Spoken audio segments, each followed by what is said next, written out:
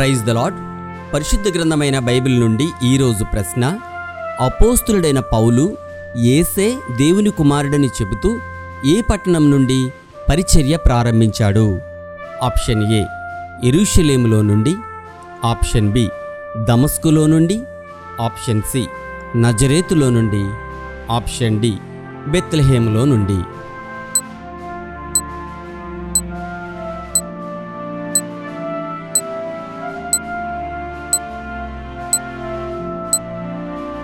సరి అయిన జవాబు దమస్కులో నుండి.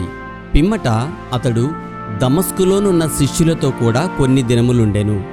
వెంటనే సమాజ మందిరములలో యేసే దేవుని కుమారుడని ఆయనను గూర్చి ప్రకటించుచూ వచ్చెను. వినిన వారందరూ విభ్రాంతి నొంది, యెరూషలేములో ఈ నామమును బట్టి ప్రార్థన చేయువారిని నాశనము చేసిన వాడితడే కాడా? వారిని బంధించి ప్రధాన యాజకుల యొద్దకు కొనిపోవుటకు ఇక్కడికి కూడా వచ్చియున్నాడని చెప్పుకొనిరి.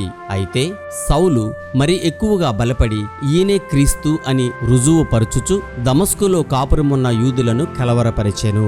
ఇది అపోస్తుల కార్యములు 9వ అధ్యాయము 19, 20, 21, 22 వచనములలో వ్రాయబడి ఉన్నది. అయినను మృగములను విచారించుము, అవి నీకు బోధించును. ఆకాశ పక్షులను విచారించుము, అవి నీకు తెలియజేయును. భూమిని గూర్చి ధ్యానించిన ఎడల అది నీకు బోధించును. సముద్రములోని చేపలను నీకు దాన్ని వివరించును. వీటి అన్నిటిని బట్టి యోచించుకుని ఎడల యెహోవా హస్తము వీటిని కలుగజేసినని తెలుసుకొనలేని వాడెవడు?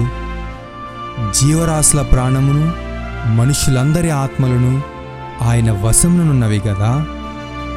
యోబు గ్రంథము 12వ అధ్యాయము 7, 8, 9, 10 వచనములు.